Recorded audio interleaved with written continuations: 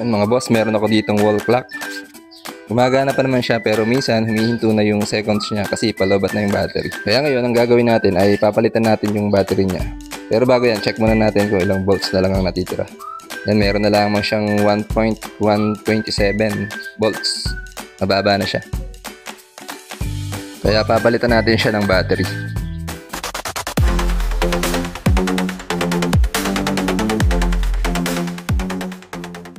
Pero hindi ko lang siya basta papalitan. Dadagdagan ko pa siya ng isa pang battery. Gagawin ko siyang dalawa para mas matagal malobat.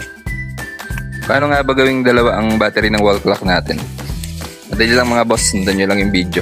Meron ako ditong dalawang battery. Check muna natin kung okay pa itong mga battery na to.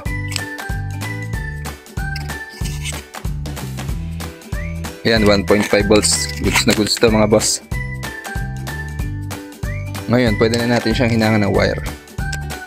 Bali, gagasgasin ko muna yung mga terminal para kumapit yung lead.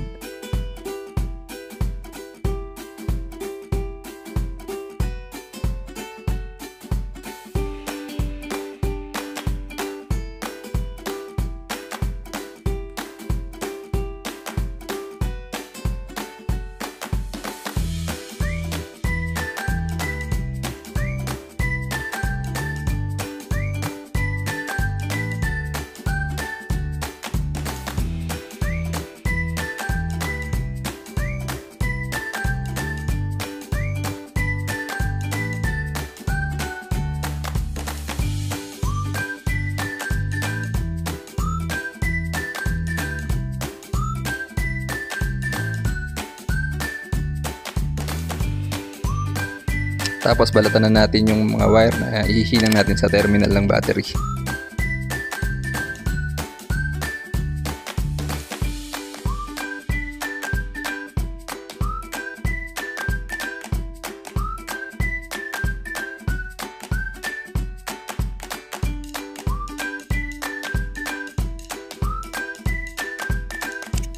Lagyan muna natin ng pondo ng lead bawat terminal.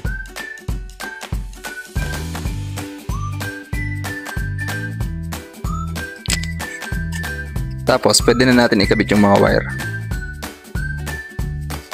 Nagkamali pa ako dyan mga boss, yung kulay red na wire, doon ko na ihinang sa negative terminal. Sa positive dapat yun eh.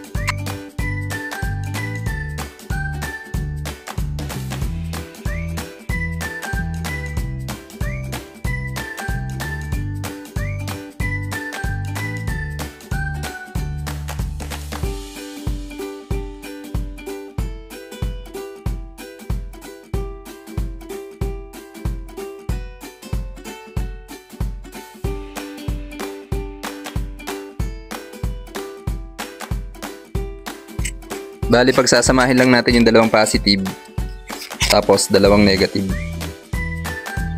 Parallel connection ang tawag yan mga boss.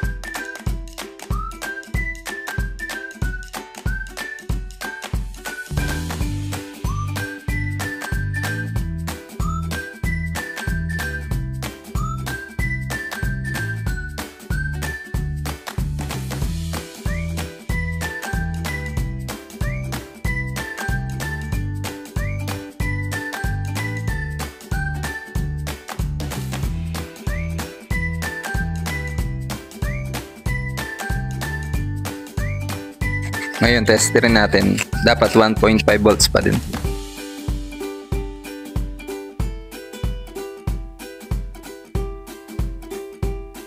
Ayun, 1.5 pa din mga boss. Pwede na natin itong ikabit sa orasan natin.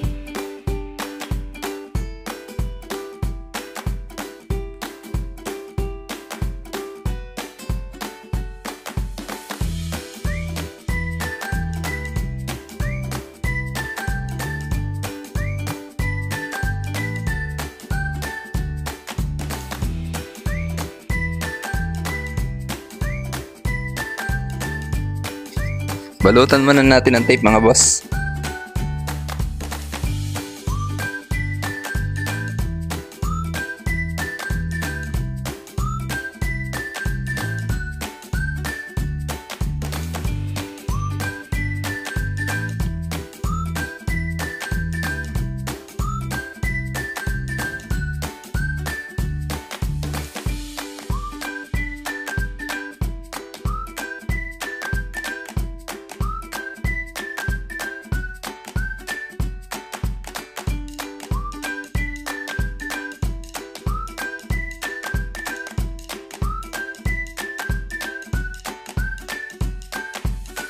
Nilagyan ko nga pala ito ng glue para nakadikit yung battery sa likod.